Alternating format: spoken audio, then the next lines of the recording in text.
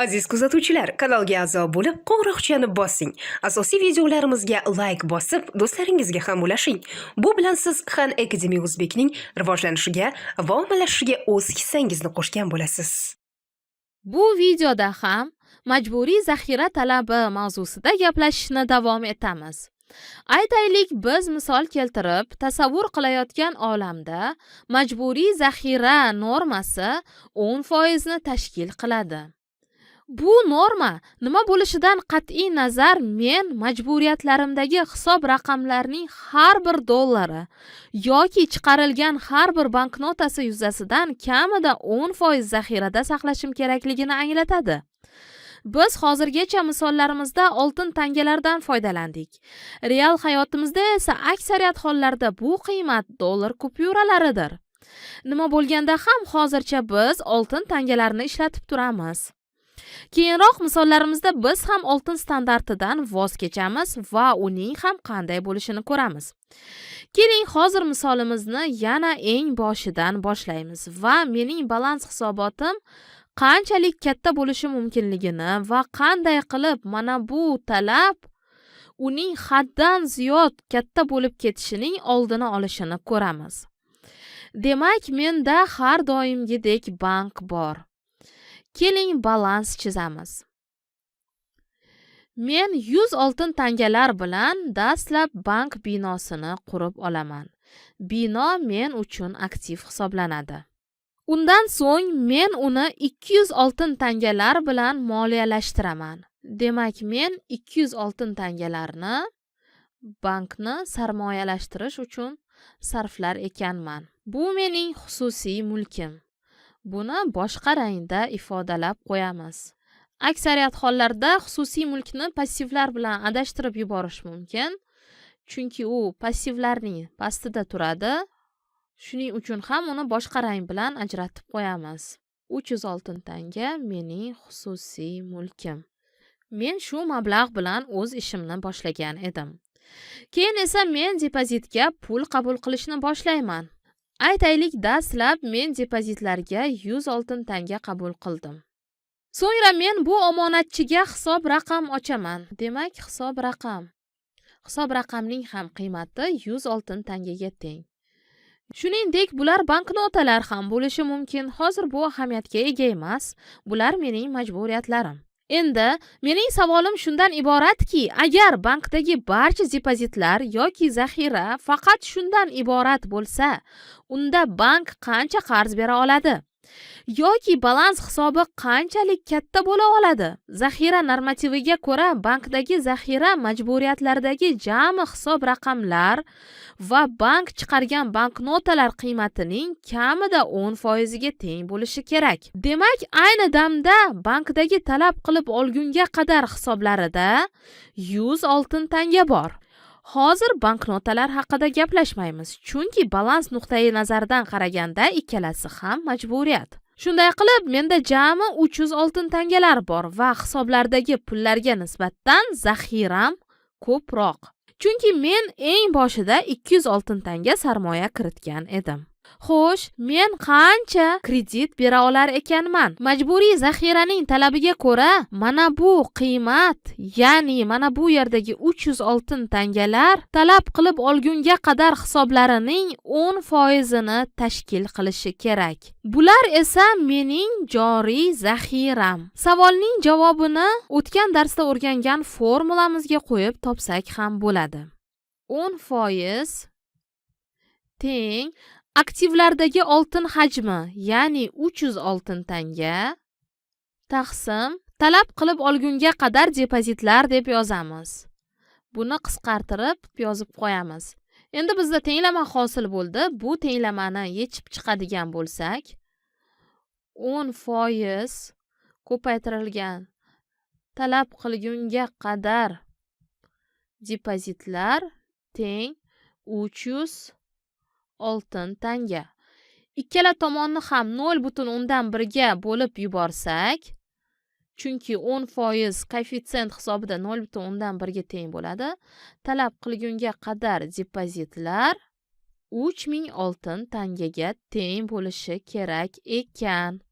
Bu yerda banknotalar ham bo'lishi mumkin, ammo ayni damda misolni iloji boricha soddalashtirdik. Demak, men balansimni qanchagacha kengaytira olar ekanman? Bankning talab qilib olgunga qadar hisoblarida 3000 oltin tangagacha pul bo'lsa, bemalol kredit berishim mumkin ekan. Keling endi kredit berishni boshlaymiz. Aytaylik, kimningdir loyihasi bor va unga 900 oltin tanga kerak. U fabrika qurmoqchi. Men unga 900 oltin tanga kredit beraman. Buni balansda yozib qo'yamiz. Ammo men bu tadbirkorning qo'liga 900 oltin tangalarni tutqazib qo'ymayman-da, uning nomiga shunchaki shu qiymatdagi hisob raqam ochaman. Demak, 900 oltin tanga qiymatidagi hisob raqam. Yana qaytarib o'taman, buning o'rnida banknotalar ham bo'lishi mumkin, ammo biz hozir iloji boricha misolimizni soddalashtirmoqdamiz. Biz uchun bu eng asosiysi majburiyat ekanligini bilamiz. Albatta, ular bu hisob raqamdan ishchilarga yoki pudratchilarga haq to'lash uchun yoki yana boshqa maqsadlarda chek yozib berib foydalansa bo'ladi. Talab qilgunga qadar depozitlarida qancha qoldiq qolganini hisoblab ko'ramiz. Ya'ni biz yana qancha qarz bera olamiz? 900 oltin tanga, unga 100 oltin tangani qo'shsak 1000 oltin tanga. 3000 dan 1000 ni ayirsak 2000 ekan. Demak, bizda yana 2000 oltin tanga kredit berish imkonimiz bor ekan. Aytaylik, kimdadir juda katta loyiha bor. Ular mahalliy daryoning ustida ko'prik va yana nimalardir qurishmoqchi. Keyin esa buning uchun ma'lum bir to'lovlar olishadi va hokazo. Men buni juda yaxshi g'oya deb topaman va bu odamga ham kredit beraman. Demak, 2000 oltin tanga miqdorida kredit berar ekanman. Buni ham balansda yozib qo'yishimiz kerak. Bu odamning ham qo'liga oltin tangalarni tutqazmasdan uning nomiga hisob raqam ochaman. Xuddi shu qiymatdagi, ya'ni 2000 oltin tanga qiymatidagi hisob raqam. Xuddi shunday banknotalar ham berishim mumkin edi, g'oya bir xil bo'ladi. Demak, hisob raqamda 2000 oltin tanga. Bo'ldi, endi men boshqa kredit bera olmayman. Keling endi hisob raqamlardagi jami summaning qanchaligini hisoblab ko'ramiz. Demak, mana bular hisob raqamlari. Ularda jami qancha pul borligini hisoblaymiz. 2000 ga 900 ni qo'shsak 2900, 2900 ga 100 ni qo'shsak 3000 oltin tanga ekan. Jami hisob raqamlarimizda 3000 oltin tanga bor ekan. Ayni damda mening jami majburiyatlarim talab qilgunga qadar hisoblari ko'rinishida. Demak, mening zaxira normativim yoki majburiy zaxira talabim 300 oltin tanga taqsim jami talab qilgunga qadar hisoblari 10% ga teng ekan. Ushbu talab meni yana kredit berishdan saqlab turadi. Men ushbu talab chegarasida maksimal darajada kredit berib bo'ldim. Bu talab orqali bank o'z likvidligini saqlab turadi. Qachonki mana bu odamlardan kimdir o'zlarining oltin tangalarini so'rab kelsa, esingizda bo'lsa, bu odamlar mana bu pullarni oltinlarga almashtirishi mumkin. Ular chek yozib berishi yoki banknotalarni tillalarga almashtirishi mumkin. Biror kun hisob raqam foydalanuvchilaridan kimdir tillalarni olishni xohlab qolsa, men kamida 10% ni zaxirada saqlagan bo'lishim kerak. Demak, mana shu majburiy zaxira talabi hisoblanar ekan. U bankning likvidligini saqlab turadi. Likvidlik bu kimdir mendan oltinlarini so'rasa, men o'sha zahoti oltinlarni bera olish qobiliyatimdir. Endi boshqa bir savol. Men to'lovga layoqatlimanmi? To'lovga layoqatli yoki to'lov qobiliyati borligi pulning yetarli ekanligini bildiradi. Agar aktivlar hajmi passivlar hajmidan yuqori bo'lsa, shunda siz to'lovga layoqatli hisoblanasiz. Keling, aktivlarni hisoblab ko'ramiz.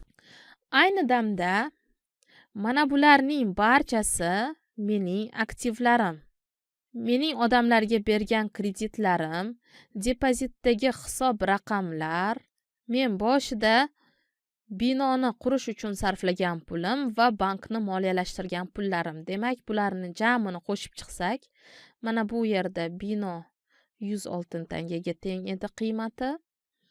2000 ga 900, 2900, 2900 ga 100 ni qo'shsak 3000, 3000 ga 200 ni qo'shsak 3200, 3200 ga yana 100 ni qo'shadigan bo'lsak 3300 kelib chiqmoqda. Demak, men to'lovga layoqatli ekanman. Toki mening aktivlarim majburiyatlarimdan baland ekan, men to'lovga layoqatli bo'laman. Mabodo odamlar bankdan 400 oltin tanga olish uchun kelishsa, bu vaziyatda men likvidligimni yo'qotaman. Chunki menda ularga darhol berish uchun 400 oltin tanga yo'q, balki 300 oltin tangam bor. Shunday ekan, menda likvidlik borasida muammolar paydo bo'la boshlaydi. Balki men kimdandir qarz olishim ham mumkindir, ammo toki mana bu berilgan kreditlar chindan ham ish berar ekan, men to'lovga layoqatli bo'laman, garchi likvidligimni yo'qotgan bo'lsam ham. Agar menga yetarli muddat berilsa yoki mana bu kreditlardan birortasi bankka to'lab berilsa, yoki men bu aktivlarni yana boshqa birovga sotsam va 900 oltin tangani olsam, u holda men bu odamlarga ular xohlagan oltinlarni qaytarib bera olaman.